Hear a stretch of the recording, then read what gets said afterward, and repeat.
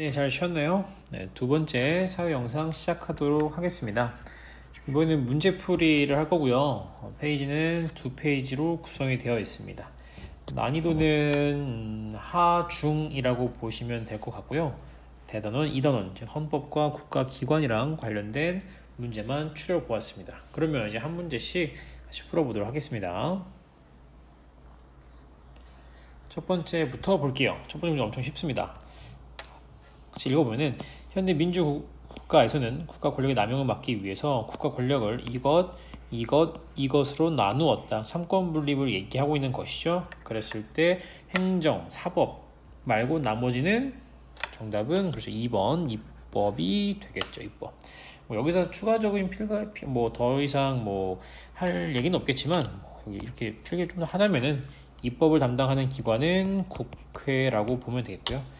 행정을 담당하는 곳은 정부, 사법을 담당하는 곳은 법원이라고 하면 되겠죠. 네. 이렇게 정도는 필기할 수 있을 것 같은데 그 외에는 넘어가면 좋을 것 같습니다. 두 번째 문제 볼게요.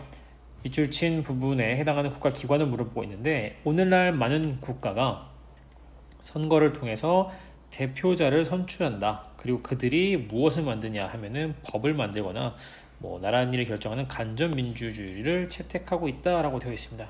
국민들의 대표를 물어봤거든요. 그래서 선거를 통해서 뽑는 그 인원들은 바로 3번이 되겠죠.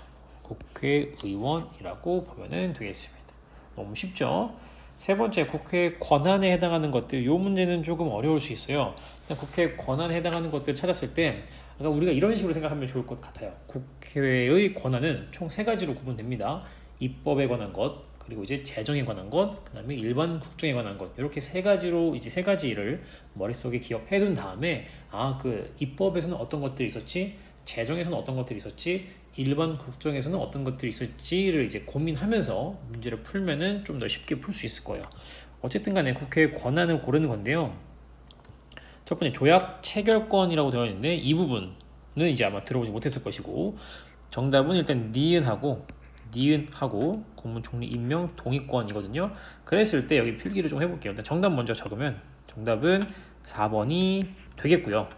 이거는 그럼 어떤 기능이냐? 일반 국정에 관한 권위, 일반 국정에 관한 권한이라고 교과서에 나와 있겠고 국무총리 임명 동의권 역시도 일반 국정에 관한 권한이라고 보면 되겠어요. 그러면 나머지 기억하고 디귿이 어디에 해당하느냐라는 문제가 발생하는데 조약을 체결하는 것은 누가 담당하냐면은 대통령이 담당합니다. 어렵죠?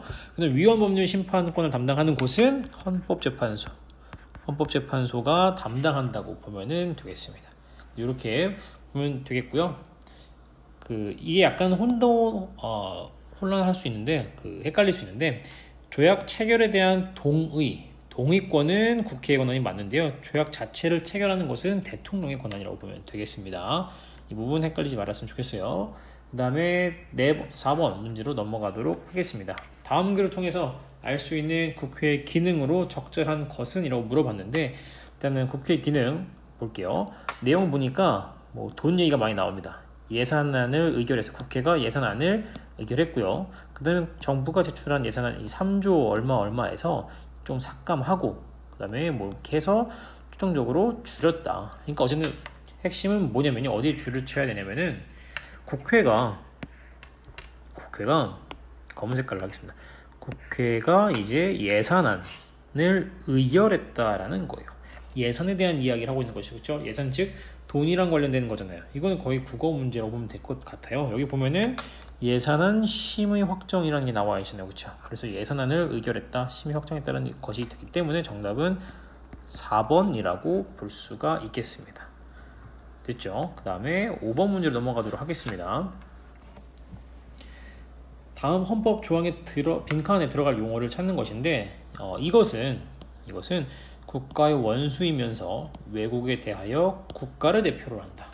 행정권은 이것을 수반으로 하는 정부에 속한다라고 되어 있는데 지금 어떤 내용이 나와 있냐면은 여기서 국가 원수 그리고 이제 행정권은 무엇을 수반이라는 것이 행정부 수반에 대한 이야기를 하고 있습니다. 우리가 교과서에 배웠었을 때 이 두 가지 국가 원수와 행정부 수반을 담당하는 그 지위는 무엇이었냐면 바로 그렇죠. 1번 대통령이 되겠죠.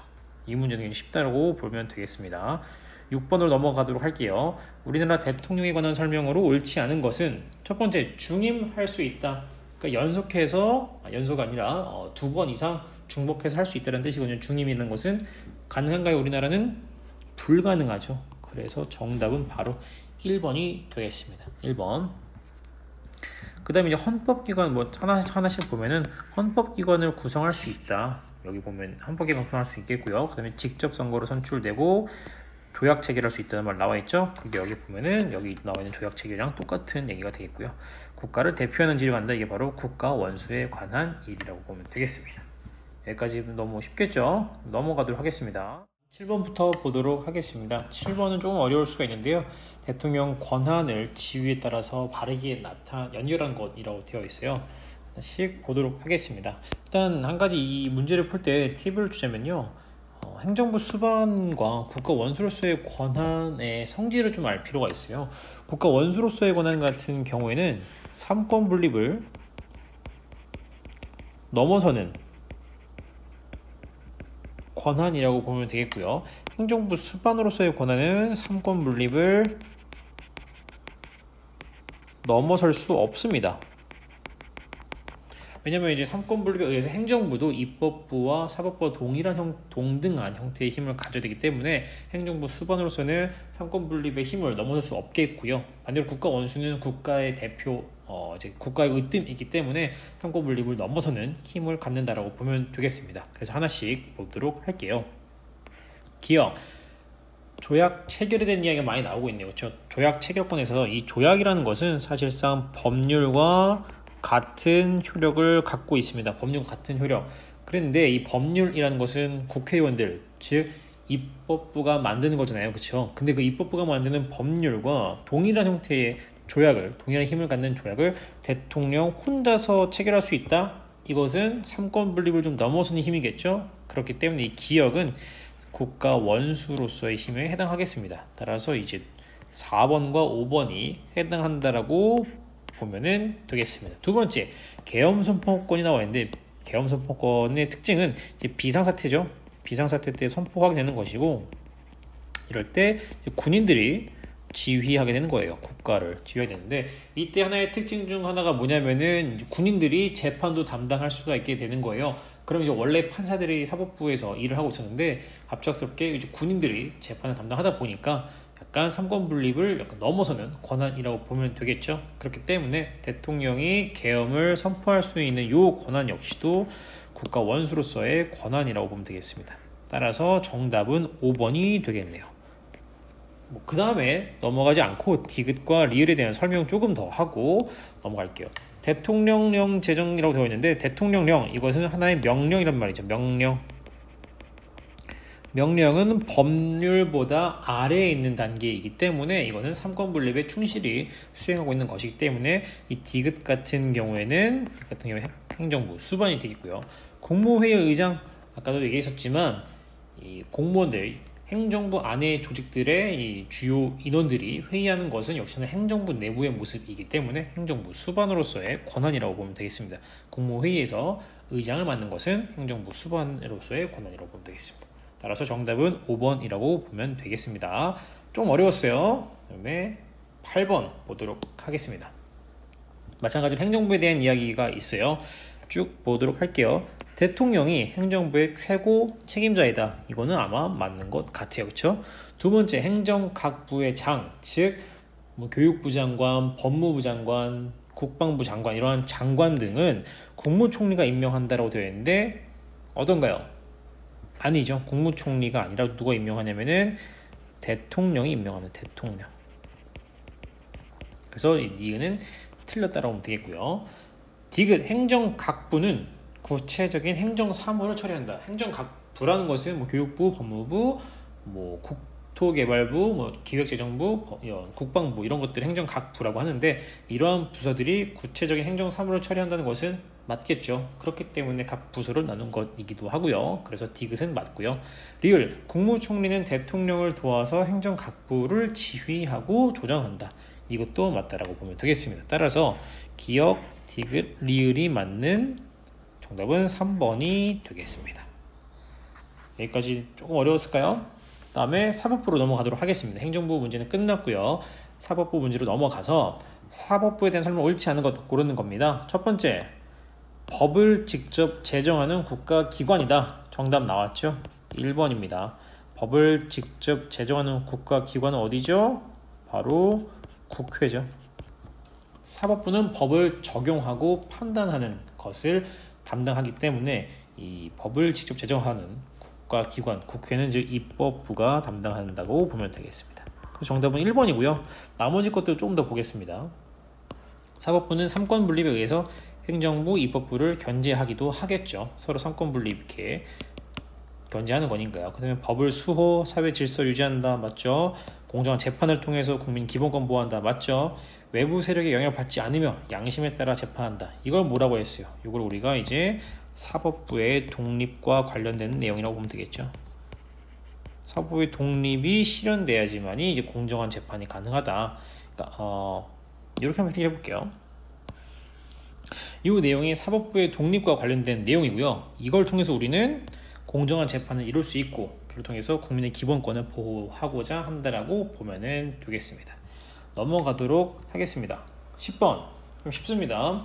공쥐가 청구할 수 있는 재판을 담당하는 법원은 무엇이냐라고 되어 있는데 뭐라 되어 있냐면은 효과 잡초를 제거하는 농기계를 개발한 후에 특허를 신청했답니다. 그리고 나서 유사한 상품이 있다면 등록되지 않아서 재판을 신청하려고 한다. 이런 것들은 어디가 담당하냐면은 특허를 담당하는 것이니까 담당하는 것이니까 정답은 4번 특허법원이 되겠죠. 그 다음에 11번 넘어가겠습니다. 11번 그림에 가에 관한 설명을 옳은 것을 물어봤는데 일단 가가 어디인지를 먼저 확인해야 될 거예요. 지금 여기는 1심, 2심, 마지막 3심을 담당하게 되었는데 그렇다면 가는 어디가 되냐면은 바로 대법원이 되는 거죠. 대법원. 대법원에 대한 설명을 옳은 것을 골라달라는 얘기입니다. 첫 번째, 사법부의 최고기관이다. 맞네요. 끝났네요. 정답 1번이에요. 왜 이렇게 1번이 많죠? 네. 사법부에서 가장 최고기관이기 때문에 대법원이 맞고요. 두 번째, 기관장. 그러니까 사법부의 장, 대법원장을 얘기하는 거는요. 대법원장은요. 국회의장이 임명한다? 아닙니다. 대통령이 임명하는 거예요. 그래서 국회의장이 아니라 대통령이 임명한다고 보면 되겠고요. 3번 가사사건을 전담하여 재판한다. 가사사건, 집안에 있는 사건들을 얘기하는 것이죠. 이건 어디냐면은 가정법원 이야기죠. 가정법원. 그래서 틀렸고요. 4번 1심 법원의 판결에 대한 항소사건을 담당한다. 1심에 있었던 것을 담당하는 곳은 어디냐면은 바로 고등법원이 되겠죠. 고등법원. 마지막 5번 헌법이 국민의 기본권을 침해했는지를 심판한다. 이 헌법과 관련된 재판 어디가 담당을 한다고 했었냐면은 헌법재판소라고 했었어요. 그렇죠? 그래서 정답은 1번이 되겠습니다. 마지막 12번 문제 풀도록 하겠습니다. 헌법재판소에 관한 설명이 나와 있는데요. 기역부터 차례대로 볼게요. 첫 번째 기역, 헌법재판관은 총 9명이다. 맞는 내용이 되겠습니다. 두 번째 니은, 헌법재판관은 모두 대통령이 선출한다 라고 되어 있는데 선생님이 이거 교과서에서 다뤘던 내용이에요. 볼게요. 요거는 국회에서 3인 선출하고요. 대법원장이 3명을 지명하고요. 그 외에 나머지 3명은 이제 대통령이 뽑는다라고 보면 되겠습니다. 그렇기 때문에 모두 대통령이 선출한다는 말은 틀린 얘기가 되겠습니다. 지울게요. 디귿, 헌법을 수호하고 국민의 기본권을 지킨다. 요 내용 맞는 내용이 되겠고요. 리을, 헌법 분쟁을 해결하는 대통령 직속기관이다 라고 되는데 대통령의 직속기관이 된다면은 이거는 행정부 소속이라는 얘기거든요. 행정부 소속. 근데 삼권 분립에 의해서 헌법재판소는 행정부에 소속되면 안 됩니다. 그렇기 때문에 리을도 틀렸다라고 보면 되겠어요. 이렇게 해서 오늘 문제풀이 다 마쳤고요. 혹시 이해가 잘 안 되는 친구 같은 경우에는 이제 EBS 온라인 클래스의 질문 게시판에다가 글을 남겨주면 좋을 것 같습니다. 이렇게 해서 이번 주 마무리하겠고요. 다음 주에 우리 얼굴 보면서 수업하도록 하겠습니다. 고생했습니다.